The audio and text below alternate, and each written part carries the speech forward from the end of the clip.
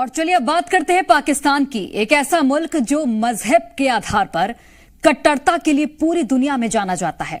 दरअसल सरहद पार ऐसे मौलानाओं की एक लंबी जमात है जो पूरे मुल्क में मजहब के नाम पर नफरत और उन्माद की फैक्ट्री चलाते हैं। इश्निंदा के नाम पर लोगों की हत्या करना, फतवा जारी करना, ये सब जिन्ना लैंड में बेहद आम बात है। लेकिन अब पाकिस्तान के एक ऐसे ही मौलाना के खिलाफ वहां के मस्जिदों से फतवा जारी किया गया है। क्या है पाकिस्तान में मौलाना का सिर तन से जुदा का पूरा माजरा, देखिए रिपोर्ट में। हमारे नबी के बारे में पूरी उम्मत का इजमा है भाई, ना लिखना जानते थे और ना पढ़ना जानते।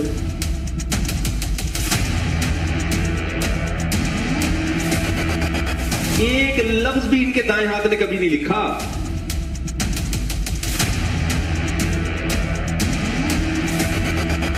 बाज दफा कातिब से ग्रामर की गलती हुई लिखने में, हमारे नबी ने उसकी करेक्शन नहीं की।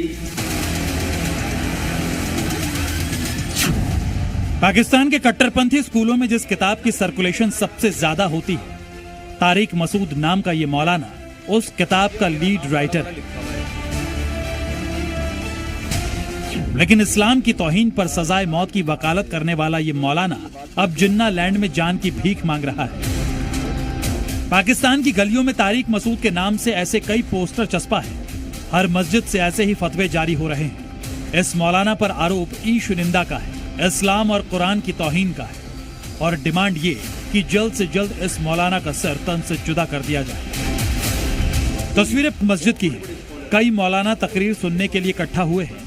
कुर्सी पर बैठा शख्स मौलाना तारिक मसूद है, जो कुछ ऐसा बोल जाता है जिससे पूरा पाकिस्तान अब इसका दुश्मन बन गया है।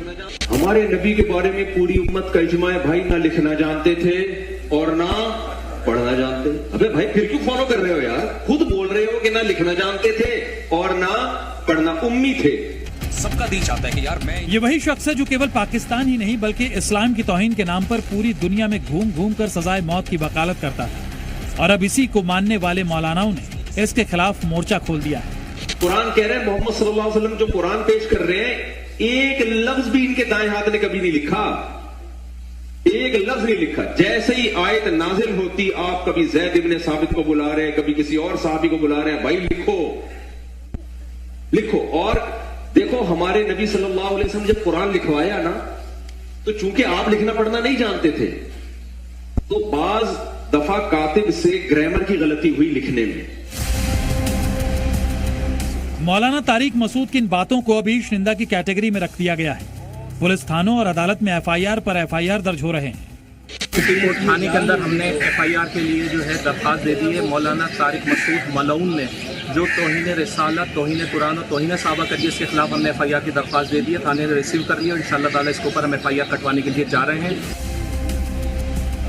एक तरफ एफआईआर और दूसरी तरफ एक के बाद एक फतवे के बाद फतवा की वकालत करने वाला मौलाना अब वीडियो जारी कर उन्हीं मौलानाओं से माफी मांग रहा है जिसे कभी वो कट्टरपंथ का पाठ पढ़ाया करता था।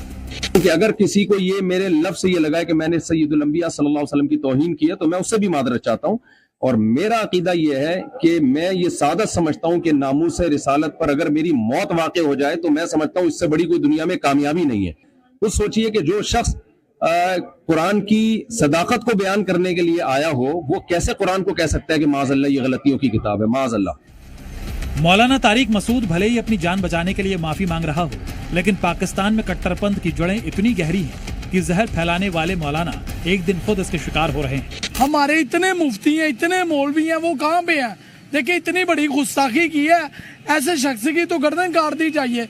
शैतान उसके ऊपर अमल करता है जिसके फॉलोअर ज्यादा, जिसको बंदे ज्यादा मानते हैं, उनको बहुत मानते हैं, तो इसीलिए शैतान अभी हमला उसी के ऊपर करेगा। बहुत हल्का हो गया है तौहीन रिसालत। एक तरफ तारिक मसूद इस्लाम और मजहब को लेकर तकरीरें देता है, तो वहीं पूरे जिन्ना लैंड में इस मौलाना की निजी जिंदगी के भी जोरदार चर्चे हैं। 3 निकाह करने वाला बातें तो मजहब की करता है, लेकिन पाकिस्तान की अदाकारा को लेकर क्या सोचता है वो भी सुनिए।